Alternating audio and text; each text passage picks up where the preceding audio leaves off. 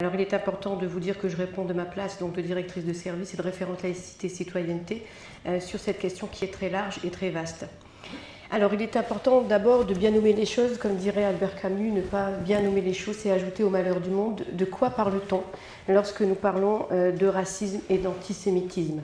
Il y a lieu de se poser la question parce que dans la plupart des sociétés contemporaines, le racisme fait l'objet d'une interdiction qui emporte des conséquences juridiques, bien qu'elles ne soient pas partout les mêmes, qu'elles ne donnent pas lieu à des appréciations identiques, qu'elles donnent parfois lieu à des appréciations contradictoires quant à leur légitimation, leur modalité d'application et leurs limites. Par exemple, aujourd'hui, en pleine période de campagne municipale, a-t-on le droit de dire qu'il y a trop d'immigrés non européens, trop de Noirs, trop d'Arabes, trop de musulmans, trop de Juifs, et que sous tel aspect, leur culture serait inférieure à telle autre culture? Ces problèmes posent quotidiennement, se posent quotidiennement sur un plan moral, sur un plan politique, mais également et surtout en termes juridiques.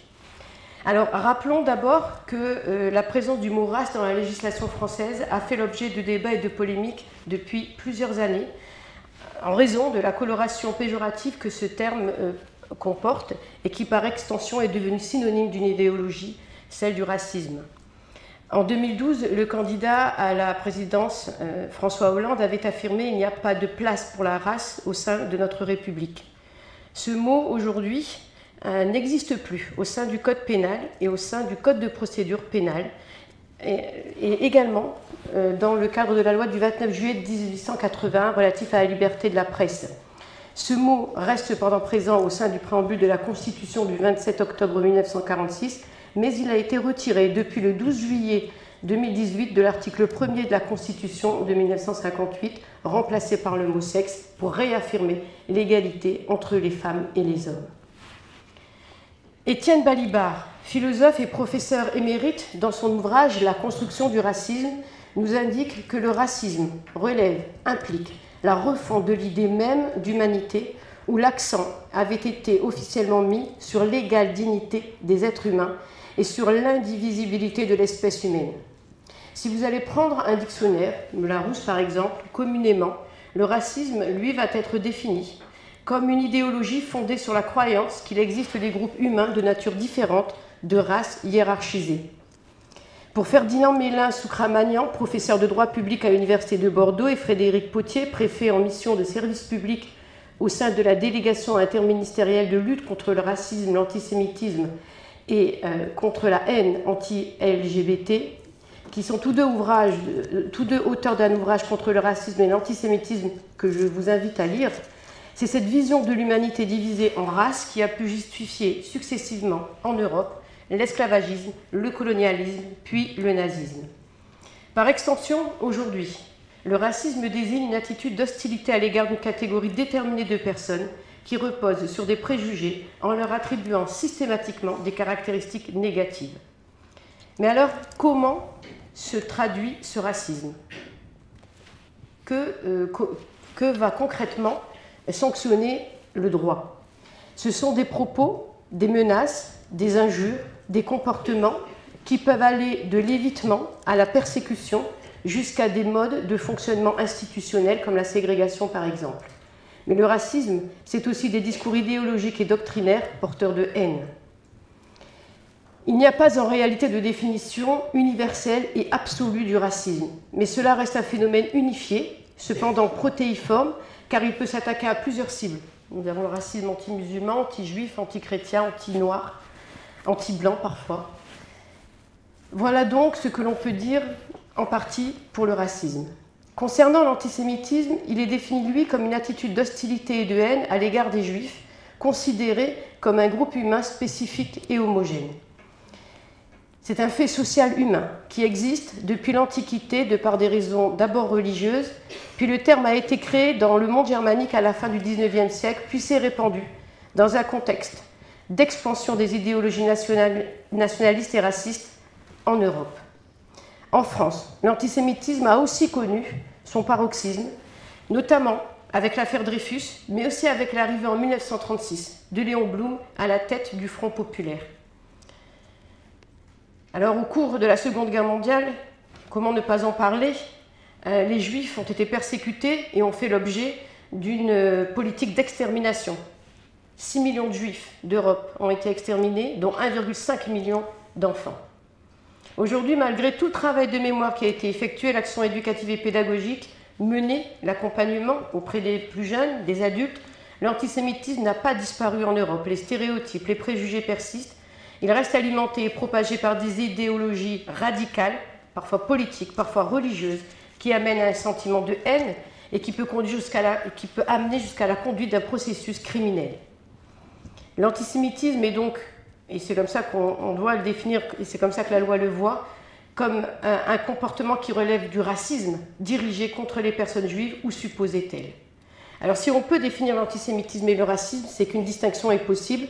La loi sanctionne l'expression d'antisémitisme et les faits commis avec cette motivation, mais la loi ne distingue pas l'antisémitisme du racisme, et nous verrons pourquoi. Par ailleurs, il convient d'évoquer la notion de discrimination et de souligner que le racisme se distingue de la discrimination. Au sens juridique, 3 conditions doivent être réunies pour parler de discrimination. D'abord, un traitement défavorable. Ensuite, un traitement fondé sur un des 20 critères spécifiés par la loi. Ces critères vont de l'origine à l'identité sexuelle en passant par la religion, l'état de santé, le lieu d'habitation. Un traitement ensuite pour le 3e point qui se traduit par un acte ou une pratique qui soit dans l'accès à un bien ou à un service ou dans le cadre professionnel. Le racisme est une forme de discrimination. Oui. C'est très intéressant, il y a tellement de choses. Est-ce que vous pourriez légèrement aller moins vite? D'accord, je vais essayer. Les 3 points. D'accord, très bien. Alors, un traitement défavorable. Un traitement, alors ça c'est pour le premier point, d'accord? Le deuxième point, c'est un traitement qui est fondé sur un des 20 critères qui sont spécifiés par la loi. Je vous en donne 3-4. Il y a l'origine, l'identité sexuelle, la religion, l'état de santé. Il y a également le lieu d'habitation, le patronyme. Voilà, quelques critères spécifiés par la loi, mais il y en a 20 en tout. Et un traitement, pour le 3e point, qui se traduit par un acte ou une pratique, soit dans l'accès à un bien, un service ou dans le cadre professionnel. C'est-à-dire que pour telle catégorie de personnes, pour telle personne, je ne sais pas, on ne leur permettrait pas d'accéder à l'habitation dans tel quartier, par exemple. Et donc c'est une pratique régulière, qui est donc vérifiable. Ou dans le cadre professionnel, ce serait pour une personne un tableau de suivi précis de son arrivée et de sa sortie du travail, alors que les autres ne l'auraient pas. Mais c'est une pratique régulière, par exemple. Donc le racisme est une forme de discrimination, mais tout acte raciste n'est pas discriminatoire. Tout acte discriminatoire n'est pas raciste nécessairement. Voilà. On peut discriminer sans être raciste parce que ce n'est pas fait exprès, parce qu'on n'a pas vu la discrimination, par exemple liée au handicap lors d'un recrutement, en se disant ce n'est pas possible, mais on ne fait pas le lien et on ne sait pas qu'on est en train de discriminer. La discrimination, tout comme son incitation, sont toutes deux des infractions qui sont définies aux articles du Code pénal et de la loi du 29 juillet 1880 sur la liberté de presse qu'on reverra tout à l'heure.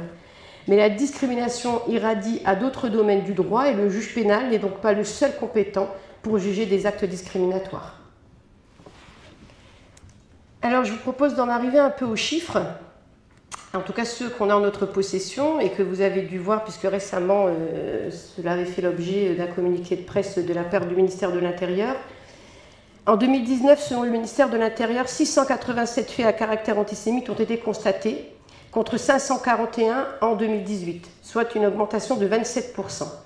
Ces faits se décomposent en 151 actions et 536 menaces, puisque c'est comme ça en fait qu'on catégorie les actes antisémites ou racistes. La hausse des faits antisémites en 2019 est exclusivement liée à l'augmentation des menaces à hauteur de 50% par rapport à 2018. Par contre, les actions antisémites, elles, ont diminué de 15%. Donc on voit bien que ce sont plutôt les menaces qui ont fait augmenter ces actes antisémites en 2019.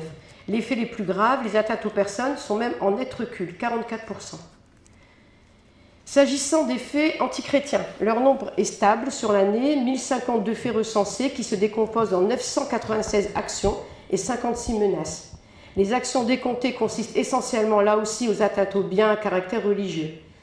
Quant aux faits anti-musulmans, leur nombre demeure relativement faible. Nous avons 154 faits qui se décomposent en 63 actions et 91 menaces, mais là, il y a une petite hausse par rapport à 2018, où on ne dénombrait que 100 faits.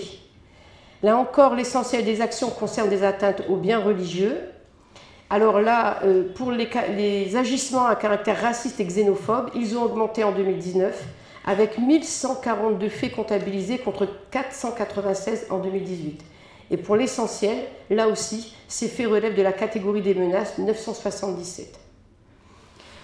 Donc nous sommes là face à une recrudescence des actes antisémites et racistes, xénophobes, qui contraignent en tout cas la plus grande vigilance l'ensemble des acteurs de la lutte contre le racisme et l'antisémitisme. Alors qui sont-ils ces acteurs? La lutte contre le racisme et l'antisémitisme repose sur une multitude d'acteurs, comme d'abord peut-être les structures militantes qui ont été précieuses parce que leur mobilisation a permis de contribuer à l'implication active de l'État dans cette politique de lutte contre le racisme et l'antisémitisme, mais elle a aussi œuvré à faire évoluer le droit en la matière. Alors je vais en citer 4 qui sont peut-être les plus historiques: la Ligue des droits de l'homme depuis 1898, la Ligue internationale contre le racisme et l'antisémitisme depuis 1927, le mouvement contre le racisme et pour l'amitié entre les peuples depuis 1919 et SOS Racisme depuis 1984. Alors on peut également citer les institutions comme la HALD, la défense des droits de l'homme depuis 2008, ou la Commission nationale consultative des droits de l'homme depuis 1947, qui est rapporteur national indépendant et qui évalue annuellement les politiques de lutte contre le racisme et l'antisémitisme en France. La lutte contre le racisme et l'antisémitisme est inscrite dans les politiques qui sont aujourd'hui coordonnées par la délégation interministérielle de lutte contre le racisme et l'antisémitisme. Excusez-moi. Oui. Vous allez un petit peu trop vite. Je vais essayer d'être. C'est vraiment très intéressant, on n'arrive pas à prendre les notes. Voilà. Très bien. Alors, ne vous inquiétez pas, vous serez, tout est filmé. Madame Bella nous redonnera ces éléments-là par écrit. On mettra sur le site tous les éléments chiffrés qu'elle nous a donnés. Voilà. J'essaierai de vous transmettre le rapport, le document et le PowerPoint qu'on n'a pas diffusé aujourd'hui, mais vous aurez tout. Voilà. Donc la lutte contre le racisme et l'antisémitisme est donc inscrite dans les politiques publiques. Elle est coordonnée par la délégation interministérielle de lutte contre le racisme et contre la haine anti-LGBT depuis 2003. Et depuis novembre 2014, la DILCRA a vu ses compétences augmenter sous l'impulsion du ministre à l'époque, M. Valls. Elle a notamment comme fonction importante de mettre en place les plans interministériels de lutte contre le racisme et l'antisémitisme, mais aussi de soutenir l'action de la société civile. Alors, un des acteurs les plus importants reste le juge, parce qu'en France, la lutte contre le racisme et l'antisémitisme a la particularité, par rapport aux autres pays européens, d'être fortement judiciarisée. Alors, on va peut-être rentrer au cœur du sujet. Là, je vous propose de vous parler un peu plus concrètement des dispositifs de lutte contre le racisme et l'antisémitisme au niveau du droit. On peut parler d'un véritable arsenal juridique. Ce que je vais faire là, c'est vous rappeler l'essentiel de ce dispositif. Alors d'abord, en préambule, vous avez déjà entendu un collègue, un parent d'élève, ou même un élève agacé par des propos qui relèveraient plus des préjugés que de faits réels, s'exclamer « le racisme, ce n'est pas une opinion, c'est un délit ». Cette formule n'est pas tout à fait exacte, au moins du point de vue juridique, puisqu'aucune opinion, tant qu'elle n'est pas exprimée publiquement, ne peut faire l'objet de poursuites. Le droit, qui ne peut sanctionner une opinion en tant que telle, sanctionne les manifestations du racisme ou de l'antisémitisme. Il faut qu'un acte soit commis ou que les propos, les injures, les provocations, les diffamations aient été prononcées pour qu'elles puissent tomber sous le coup de la loi. Et ça, c'est important. Alors, le droit va donc sanctionner la parole raciste et antisémite, mais également ses actes. Et pour ce faire, la France possède un dispositif constitué des dispositifs de la loi sur la liberté de la presse et des dispositions du code pénal relatives aux discriminations, mais aussi à d'autres dispositions, comme le génocide, la profanation des sépultures, l'atteinte à l'intégrité du cadavre, le port ou l'exhibition en public d'un uniforme, d'un insigne, d'un emblème rappelant ceux portés par les membres d'une organisation déclarée criminelle par le tribunal de Nuremberg ou toute autre personne reconnue coupable de crimes contre l'humanité.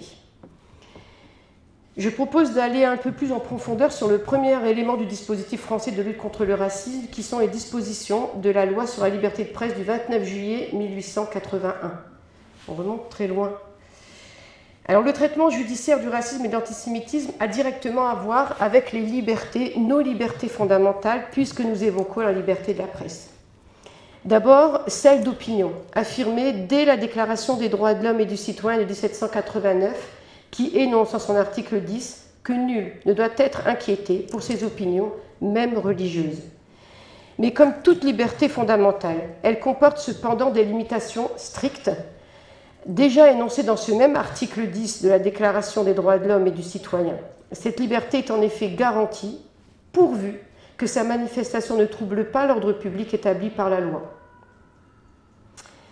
Le corollaire de cette liberté d'opinion, c'est une autre liberté, c'est la liberté d'expression. Une liberté fondamentale qui connaît de fait des limites inscrites dans la Déclaration des droits de l'homme et du citoyen de 1789 en son article 11. La libre communication des pensées et des opinions est un droit des plus précieux de l'homme. Tout citoyen peut donc parler, écrire, imprimer librement, sauf à répondre de l'abus de cette liberté dans les cas déterminés par la loi. Il est important également de bien comprendre que pour garantir la liberté de presse et celle d'expression, la loi interdit toute censure. C'est cette absence de censure qui va engendrer un principe: le citoyen ne répondra d'actes ou de propos racistes ou antisémites qu'a posteriori. En fait, le droit va sanctionner les propos racistes et antisémites qui constitueront des abus à la liberté d'expression. Ce principe n'exclut cependant pas, mais cela reste exceptionnel, et en dernier ressort, l'interdiction de publication ou la tenue d'un rassemblement. Voilà, ça peut exister, mais ça doit rester exceptionnel.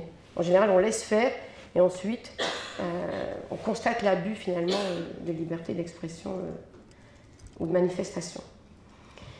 Cette loi du 29 juillet 1889 s'articule notamment autour d'une spécificité, celle de la définition de diverses infractions, diffamation, provocation au crime et délit, qui vise à instituer un équilibre entre la liberté d'expression et la protection des personnes susceptibles d'être caractérisées, quel que soit le support et le moyen de l'expression. Ça peut être écrit, la parole, l'image, sur la voie publique, la presse, la télévision, Internet. La seule condition exigée tenant à la publicité portant l'infraction à la connaissance d'autrui. Au final, cette loi du 29 juillet 1889, qui a été révisée en 1972 et on verra l'importance, définit plusieurs infractions réprimant la tenue de propos racistes ou antisémites, et nous y reviendrons tout à l'heure. Je vous propose de revenir là maintenant aux dispositions du Code pénal. Le droit pénal en France est la branche du droit dans laquelle il existe depuis le plus longtemps des instruments de lutte contre les discriminations, en particulier la discrimination raciale, et c'est celle qui nous concerne aujourd'hui. Ce droit constitue encore aujourd'hui, avec son article 225.1 du Code pénal, le texte de référence du droit français qui sert souvent de base aux autres textes antidiscriminatoires. Le premier jalon du dispositif pénal de lutte contre la discrimination raciale a été posé par le décret-loi du 21 avril 1939. Ce texte, couramment appelé loi Marchandeau, incrimine aujourd'hui encore, aux articles 32, 33, 48 de la loi du 29 juillet 1881 sur la liberté de presse, la diffamation et l'injure envers un groupe de personnes qui appartiennent par leur origine à une race ou à une religion déterminée lorsqu'elle a pour but d'exciter la haine envers les citoyens ou les habitants. Bien que restée en vigueur, sauf sous Vichy, jusque dans les années 70, cette législation a reçu une application décevante. Elle a été très peu utilisée et elle est même parfois peu connue. Mais c'est la loi numéro 72-546 du 1er juillet 1972 qui va réformer du coup, en tout cas qui va modifier la loi de 1880 qu'on appelle la loi Pleven. C'est elle qui a introduit dans le Code pénal aux articles 187.1 et 416 des sanctions contre les comportements discriminatoires comme le refus ou l'offre conditionnelle d'un bien ou d'un service ou le refus d'embauche et licenciement lorsqu'ils sont déterminés par l'appartenance ou la non-appartenance de la victime à une ethnie, une nation ou une religion déterminée. Elle retouchait par ailleurs substantiellement le dispositif de la loi du 29 juillet 1880 modifié par la loi Marchandeau de 1939 sur la provocation à la discrimination raciale. Adoptée dans un contexte particulier, il me semble d'ailleurs que dans le site de l'Éducation nationale, il y a un reportage qui indiquait comment était perçu le racisme en France dans les années 70. Cette loi a pris naissance dans un contexte particulier de recrudescence d'actes xénophobes. Elle a aussi été l'occasion d'appliquer la Convention internationale sur l'élimination de toutes les formes de discrimination raciale du 21 décembre 1965, ratifiée par la France en vertu d'une loi du 28 mai 1971. Autre loi importante, en 1990, la loi Guesso, 90-615 du 13 juillet 90, tendant à réprimer tout acte raciste, antisémite ou xénophobe, qui a créé aux articles 187.3 et 416 des peines complémentaires applicables au délit de discrimination raciale et qui a instauré notamment la possibilité pour le juge pénal de prononcer certaines peines complémentaires comme la publication de la condamnation au journal officiel, qui n'est pas possible pour les mineurs. Bon. Ce texte prévoit des moyens accrus pour lutter contre les actes et les discriminations racistes. Ainsi, un tribunal peut prononcer des peines d'inéligibilité et elle élargit les droits de réponse. Elle considère comme un délit le négationnisme et la position idéologique consistant à nier l'existence des camps d'extermination nazis. On soulignera donc que l'ensemble des dispositions de la loi a été intégré au Code pénal et à la loi de 1881 sur la presse, et notamment l'article 9 sur les délits de contestation publique des crimes contre l'humanité. Autre moment important de l'évolution du droit en la matière, c'est l'entrée en vigueur le 1er mars 1994 du nouveau Code pénal qui a simplifié les anciens articles. Et à cette occasion, le législateur a aggravé la répression de la discrimination raciale et a consacré la possibilité d'engager la responsabilité pénale des personnes morales. La principale innovation de ce nouveau code pénal a été de définir et de sanctionner les crimes contre l'humanité, crimes de génocide aux articles 211, mais aussi les autres crimes contre l'humanité comme la déportation, l'esclavage, l'exécution sommaire, la torture et la participation en vue de préparer ces crimes. L'article 225.1 qui définit la discrimination à caractère raciste comme toute discrimination opérée entre les personnes physiques en raison de leurs origines, de leur appartenance, de leur non-appartenance à une ethnie, une nation, une orientation sexuelle ou une religion déterminée. La diffamation et l'injure non publique à caractère raciste, la provocation non publique à la discrimination, à la haine ou à la violence. Il est important aussi de noter que le boycott constitue aujourd'hui une infraction pénale, notamment, alors en tout cas au sens des articles 222.1 et suivants du Code pénal, notamment par le fait que ces boycotts s'expriment par des regroupements dans les centres commerciaux, par exemple, et que cela peut troubler l'ordre public. Notons la loi numéro 2003-88 du 3 février 2003 qui vise à aggraver les peines à caractère raciste, antisémite ou xénophobe. Le Code pénal va définir la circonstance aggravante de racisme.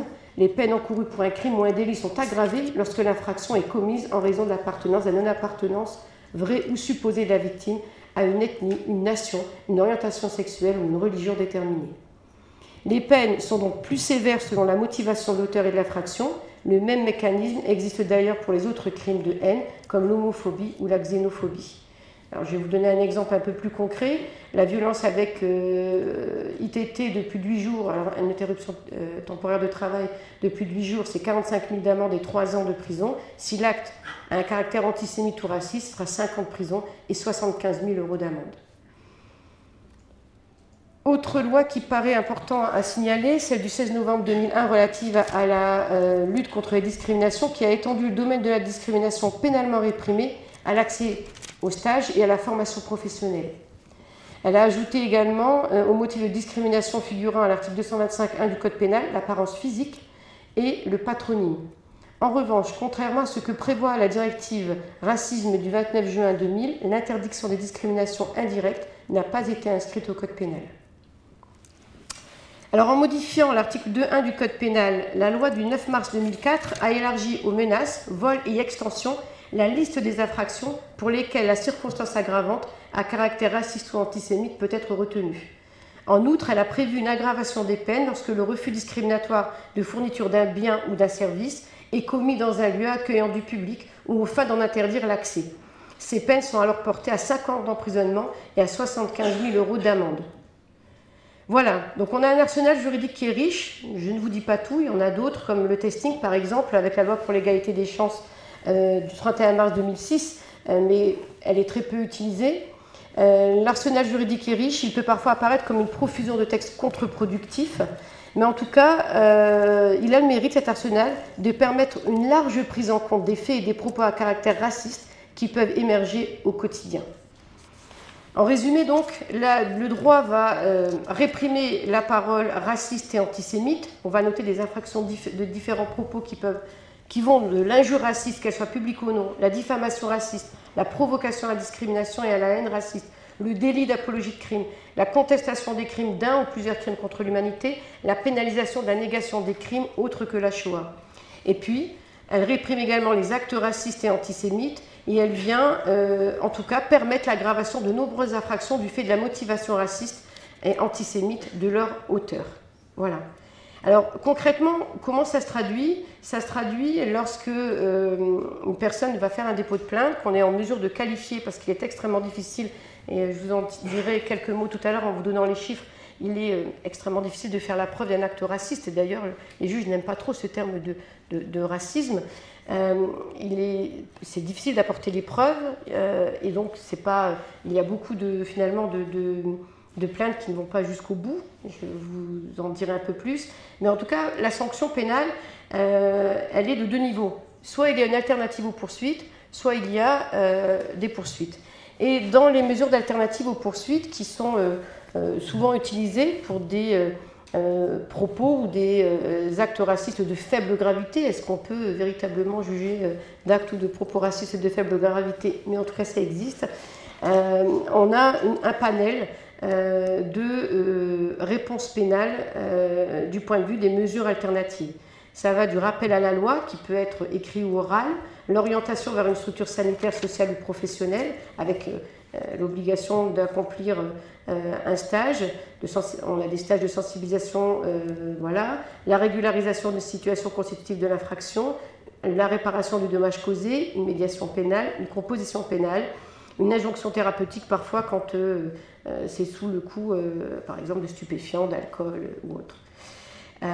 Lorsqu'il y a poursuite, de différentes manières en tout cas, la plainte peut être traitée ou prise en compte. Il peut y avoir une citation directe, une comparution immédiate, une comparution sur reconnaissance de culpabilité, mais il est bien rare que les gens s'avouent racistes ou antisémites, une convocation par OPJ, par officier de police judiciaire ou par procès-verbal du procureur, une information judiciaire, une ordonnance pénale ou une poursuite de mineur, avec tout ce que cela peut requérir de spécifique par rapport à la justice des mineurs, qui est bien différente, puisque l'éducatif prime sur le répressif, que les peines ne peuvent jamais aller au-delà de la moitié de ce qui est prévu pour un majeur, et qu'effectivement les choses ne vont pas être prises de la même manière que pour un majeur chez les mineurs. Mais il y a également des alternatives aux poursuites qui peuvent être décidées pour les mineurs, qui sont quasiment du même ordre que pour les adultes, rappel à la loi, orientation vers une structure sanitaire, réparation,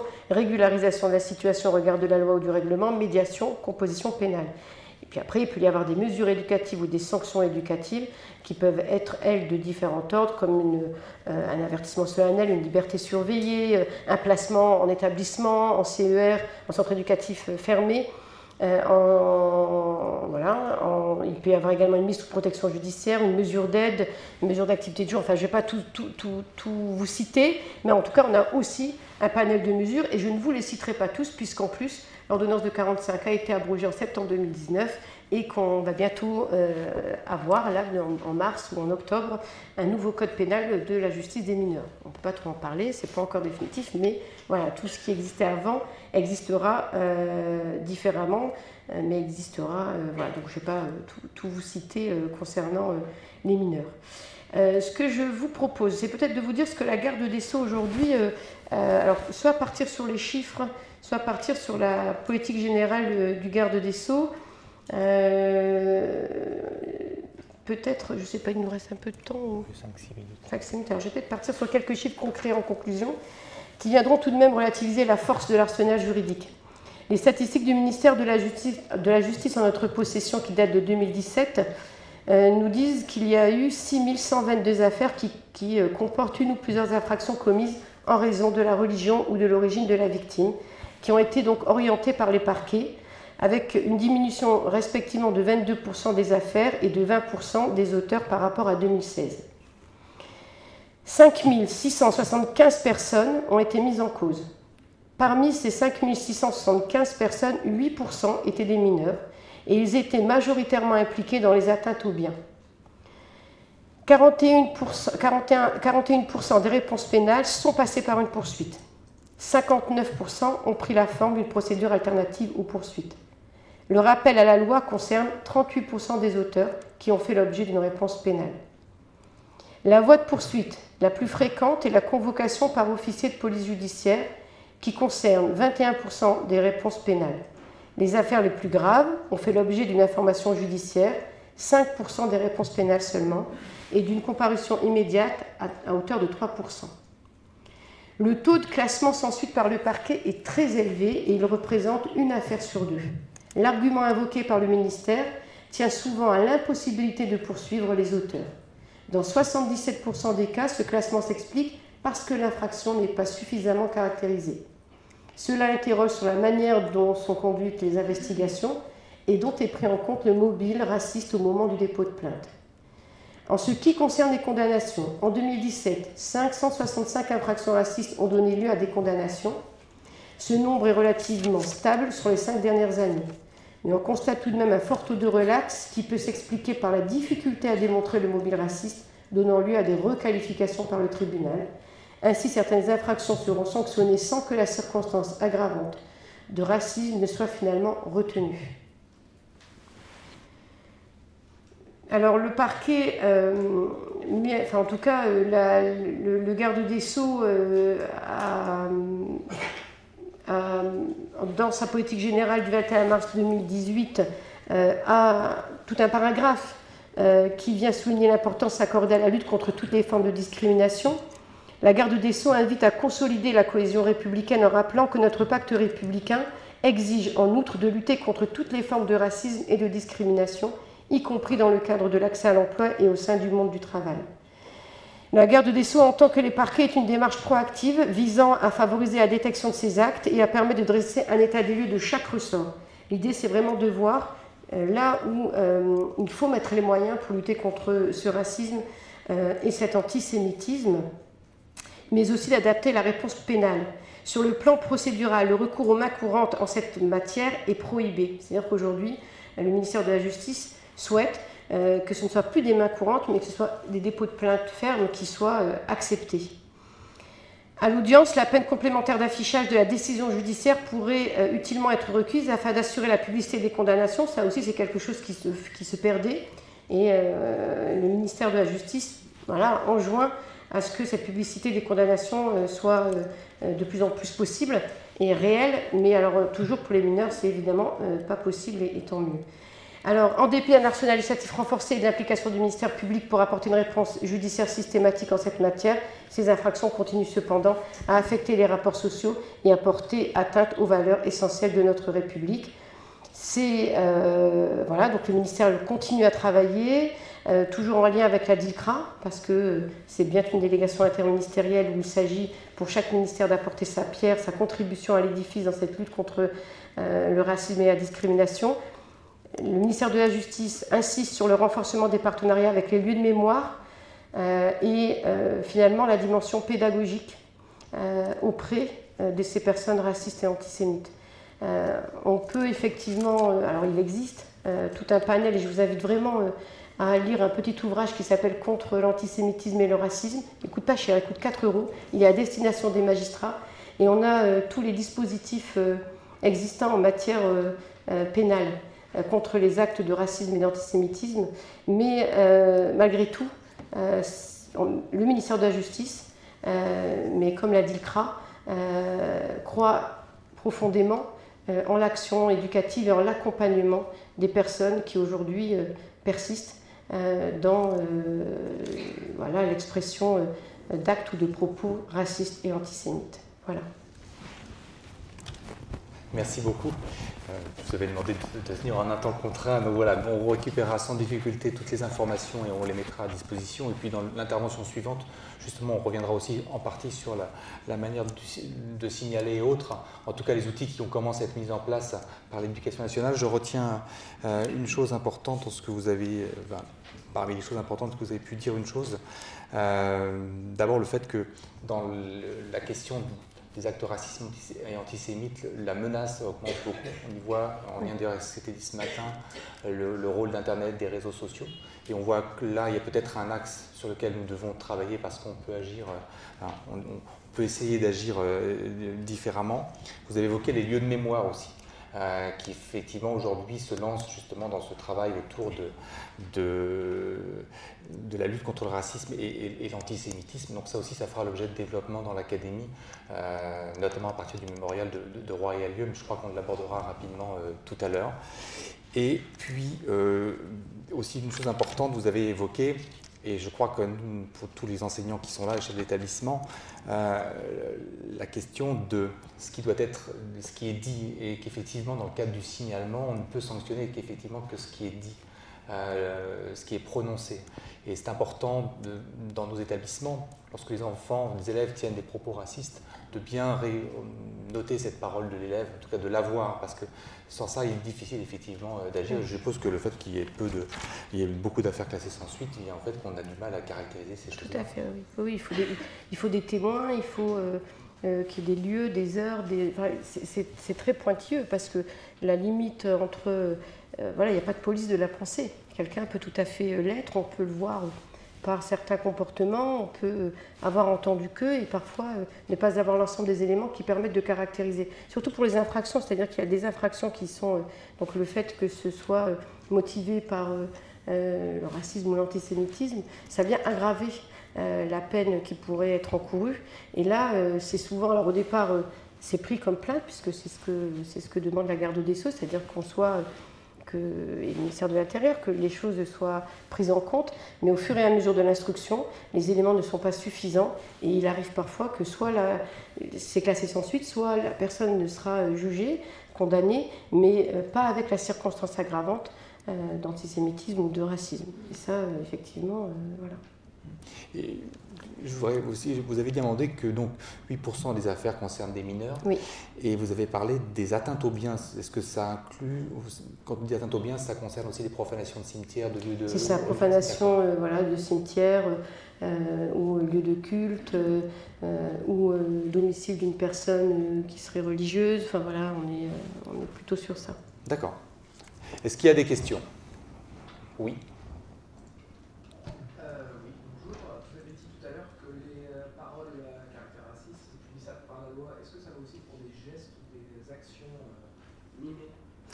Oui, mais il faut, comme il y a une dimension interprétative dans ce que vous allez voir ou regarder, il faut effectivement multiplier les preuves, c'est-à-dire qu'il faut que vous ayez été plusieurs à avoir compris ou voilà, compris la même chose ou vu la même chose. Et tout ça, ça se discutera, ça sera à vous d'apporter la preuve finalement. C'est un peu la particularité des actes racistes et antisémites.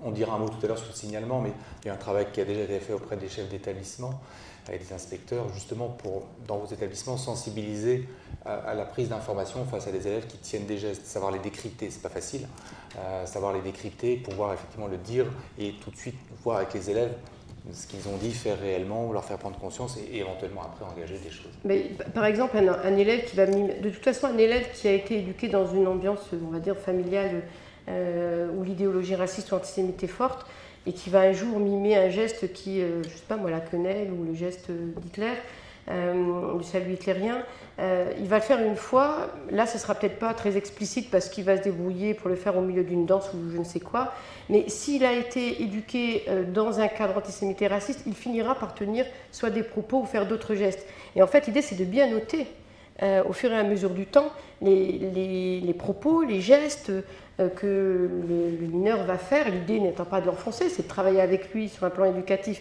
et de l'accompagner, mais c'est aussi de lui faire prendre conscience en lui rappelant par exemple toutes les fois où il a... et de faire bout à bout, effectivement. Là, c'est des éléments de preuve. Voilà, c'est des faits sous l'indice qui permettent, à un moment donné, de qualifier l'acte raciste ou antisémite. Y a-t-il d'autres questions? Alors, on va demander à M. Froment de venir. Il va poursuivre et faire le lien justement avec l'éducation nationale, puisque il va vous présenter... Donc, tu as ton ordinateur. C'est sur quel ordinateur? Et donc, il va vous présenter un outil qui vient juste d'être publié. Donc, tout ça sera mis en ligne sur le site académique. Un outil qui vient d'être publié qui s'appelle le Vademecum pour la lutte contre le racisme et l'antisémitisme. Donc, c'est un outil récent. Donc, on va faire l'opération technique et je lui laisse la parole. Là.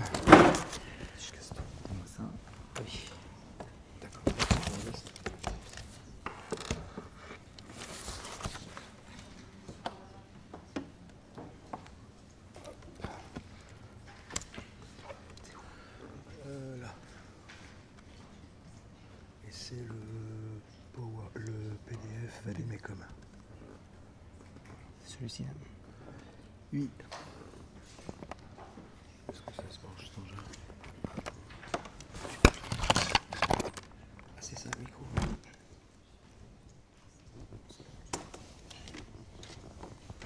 Ouais, ça va aller. Vous entendez comme ça? Non, là maintenant on va t'entendre. C'est pour la télé. Maintenant vous m'entendez. Bonjour à tous. Effectivement, c'est à mon tour maintenant de vous présenter. Je pense que quand ça va démarrer, enfin quand les images vont démarrer, ça me laisse le temps de faire ma petite introduction. Le nouvel outil qui est mis à disposition de la communauté éducative, des personnels de l'éducation nationale, dans le cadre de l'engagement du ministère dans la lutte contre le racisme et l'antisémitisme. On est dans un système de... Il faut que ça chauffe. Il faut que ça chauffe. Dans un système de réactivité qu'on connaît depuis, depuis 2015, où à l'issue des événements qui se sont déroulés à partir de ce moment-là, a été mis en place un premier outil qui était le Vademecum de la laïcité. En fait, on est dans le même état d'esprit de la part du ministère en réaction à phénomène de crispation identitaire qu'on peut connaître aujourd'hui, et vous nous en avez souligné les chiffres tout à l'heure. Eh bien, le ministère a souhaité réagir en créant un nouvel outil qui est celui que vous devez voir apparaître maintenant derrière moi, qui est le Vademecum pour agir contre le racisme et l'antisémitisme. Alors, je ne vais pas revenir sur les chiffres qui vous ont été donnés, je vais juste ajouter quelques éléments qui nous ont été communiqués mi-janvier par le ministère et qui concernent plus spécifiquement les établissements scolaires. L'école n'est pas forcément le lieu le plus touché par ces crispations et ces manifestations dont on parlait tout à l'heure, mais la dernière enquête qui a été menée, l'enquête Civis, qu'on pourra mettre aussi à disposition sur le site, montre une légère augmentation de ce qu'on appelle dans l'éducation nationale les incidents graves, au titre desquels sont comptabilisés les actes ou les manifestations de racisme et d'antisémitisme en milieu scolaire. On est passé de 10,4 à 12,2 pour 1000 élèves, incidents graves pour 1000 élèves. Néanmoins, parmi ces faits, 1% ont pu être caractérisés comme des faits de racisme ou d'antisémitisme. Donc on voit bien qu'on est dans quelque chose qui reste extrêmement minoritaire, mais ça nous a été rappelé, c'est pas parce que des signaux sont faibles qu'il faut les négliger, au contraire. Donc c'est dans cette optique-là qu'a été créé l'outil que vous avez derrière moi. Ouais. Donc cet outil s'inscrit dans un ensemble d'actions, d'éléments qui sont en place dans le cadre de l'éducation nationale depuis déjà un petit moment, puisque vous connaissez sans doute sur le site EduScol qui nous est familier, la page qui est dédiée à l'action contre le racisme et l'antisémitisme. Et c'est un outil supplémentaire, un outil qui vient rejoindre, mais il en sera question tout à l'heure, les possibilités de coopération dont dispose l'éducation nationale avec d'autres institutions ou avec le monde associatif, avec divers partenaires finalement, avec également des actions qui sont déjà mises en place. Emmanuel Vézia vous en parlera plus précisément. Et puis avec, nous en sommes la preuve vivante aujourd'hui, les actions de formation qui sont menées déjà depuis quelques années dans ce domaine-là. Alors, le document que je suis en train de vous présenter, il a une triple origine. Il a été constitué par le travail commun, le travail collaboratif mené par la DGESCO, donc la Direction générale de l'enseignement scolaire, qui est là pour élaborer, sa mission c'est élaborer la politique éducative et pédagogique de la nation, on est bien d'accord. Ce travail a été fait en collaboration avec la DILCRA, dont vous avez dit un mot tout à l'heure, donc une délégation interministérielle sous l'autorité du Premier ministre, qui donc met en lien de ce fait l'éducation nationale avec les autres départements ministériels. Et puis, troisième pilier, troisième rédacteur de ce document, le Conseil des sages de la laïcité, qui a été créé il y a quelque temps maintenant, avec comme mission de donner son expertise justement sur les questions de laïcité, mais aussi sur les questions d'atteinte aux valeurs de la République, au sein desquelles on va bien entendu trouver les éléments qui nous concernent aujourd'hui, à savoir le racisme et l'antisémitisme. Alors le document lui-même, il se présente comme ça, il est téléchargeable sur la page que vous venez de voir sur EduScol, et il s'organise en trois parties.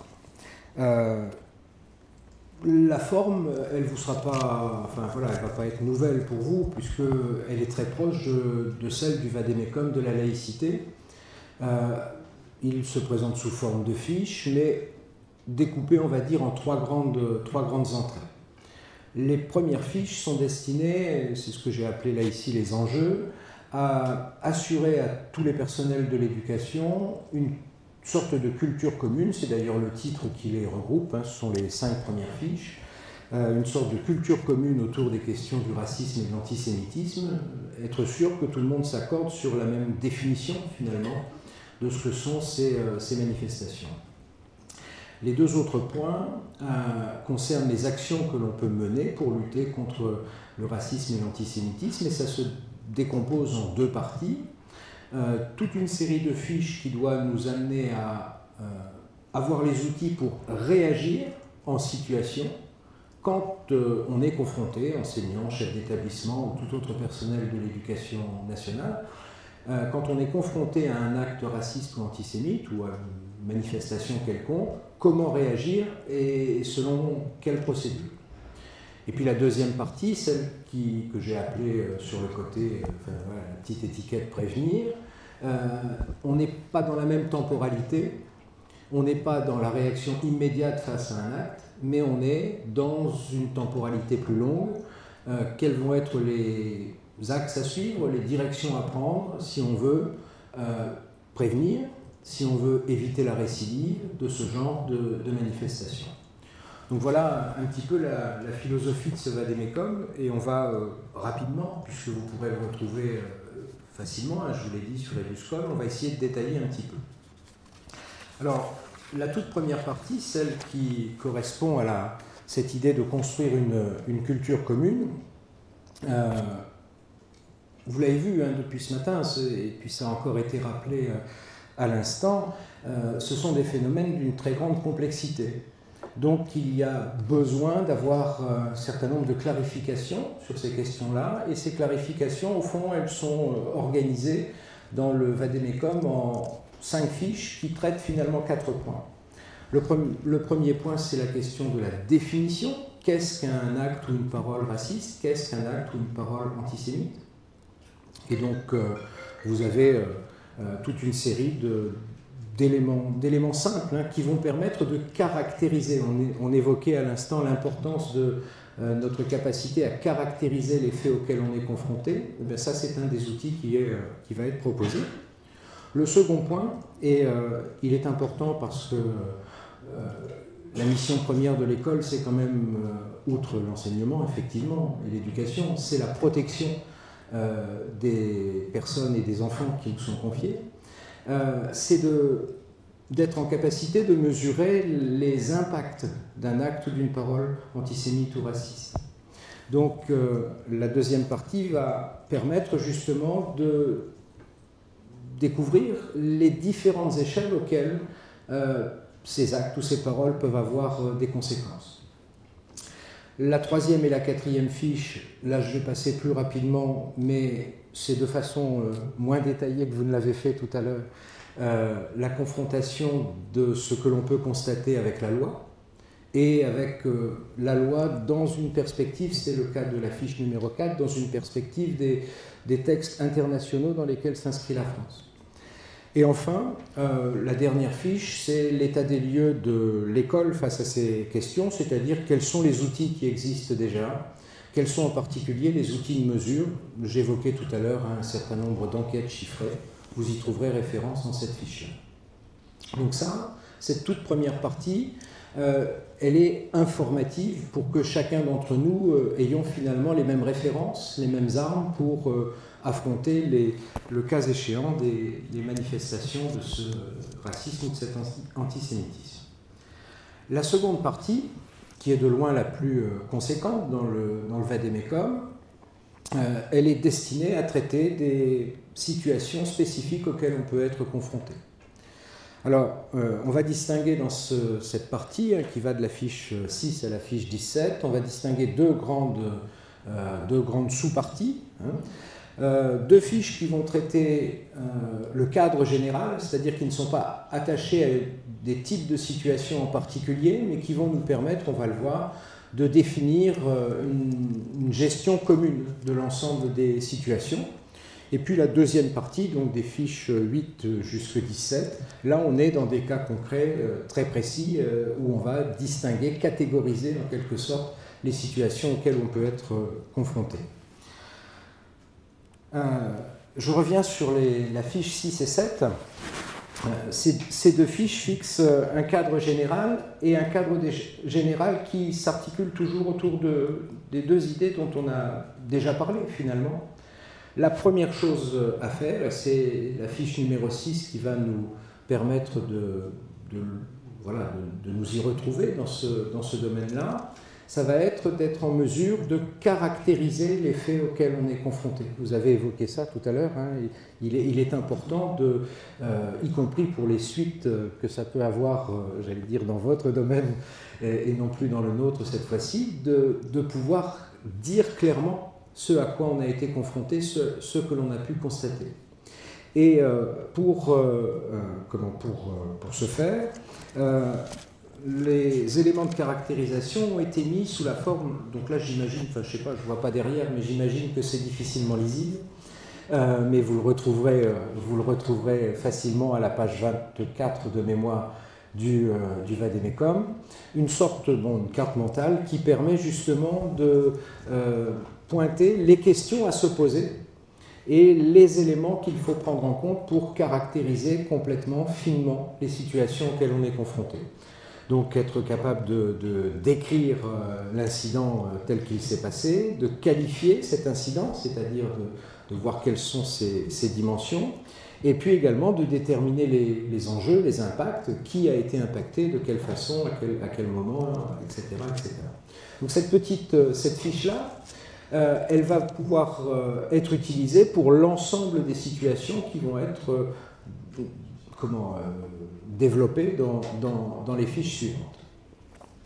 Je reviens rapidement à la fiche précédente, la fiche numéro 7 cette fois-ci. Elle décrit, elle donne des sortes de guides de procédure pour les chefs d'établissement. C'est essentiellement eux, peut-être pas forcément les premiers, parce que ce n'est pas forcément eux qui sont directement confrontés aux incidents, mais au sein des établissements, c'est eux qui vont être amenés à guider les actions qui vont être menées. Une sorte de procédure qui est définie et que l'on va là aussi retrouver pour l'ensemble des fiches suivantes. Alors, ça va être l'opportunité, à partir de la présentation justement de ces différentes fiches, de voir un petit peu cette procédure. Il ne s'agit pas là pour moi de détailler les 9 catégories qui ont été retenues. Vous en avez les titres qui apparaissent, répondre à des violences, répondre à des signes ou à des gestes, répondre à des insultes, enfin autant de termes que vous avez évoqués tout à l'heure. Mais à chaque fois, donc, il y a pour chacune des fiches des éléments concrets qui vont être proposés, des pistes concrètes d'action. Mais ces pistes passent toujours par la même procédure que j'ai représentée en dessous, là, par mes petites flèches. Après avoir caractérisé, c'est-à-dire après avoir été, une fois qu'on est en mesure de dire, voilà, ce que j'ai constaté correspond à telle fiche, à telle catégorie précise d'actes ou de situation, les cinq étapes qu'il va falloir suivre, ou qu'on nous propose de suivre effectivement, et qui vont venir, j'allais dire, sécuriser notre travail face à ces situations. Donc la première, c'est la reconnaissance. La reconnaissance, et immédiatement, on est toujours dans ce souci de protection qu'a l'institution, d'accompagnement des personnes qui vont avoir été au cœur de cette situation, qui vont avoir été victimes de cette situation. Dans un second temps, c'est l'établissement le plus précis, le plus clairement transmissible, finalement, des faits qui ont été constatés. Troisième étape, la question du signalement et de la transmission, alors à toutes les échelles, de celui qui a été confronté jusqu'aux autorités qui lui sont supérieures. Voilà, vous êtes enseignant, vous êtes confronté à une situation. L'étape suivante, c'est le chef d'établissement ayant à charge, lui, de faire remonter aux autorités qui lui sont supérieures les faits qui ont été constatés. La quatrième étape, c'est la gestion de la communication. Alors ça peut paraître un petit peu dérisoire finalement, le terme de communication appliqué à ce genre de situation, mais c'est un élément extrêmement important. Communication en interne, parce que ce sont des faits qui peuvent et qui souvent génèrent du trouble à l'intérieur des établissements où se produisent, et c'est un élément fondamental. Mais aussi communication vers l'extérieur, dans la mesure où l'école n'est pas complètement coupée de la société, et heureusement, finalement, les médias, les réseaux sociaux, on en parlait tout à l'heure, peuvent s'emparer d'une situation. Il est important que ce soit notre institution, finalement, qui ait contrôle sur la diffusion, ou qui essaye, en tout cas, de contrôler ou d'intervenir dans la diffusion extérieure de ces faits.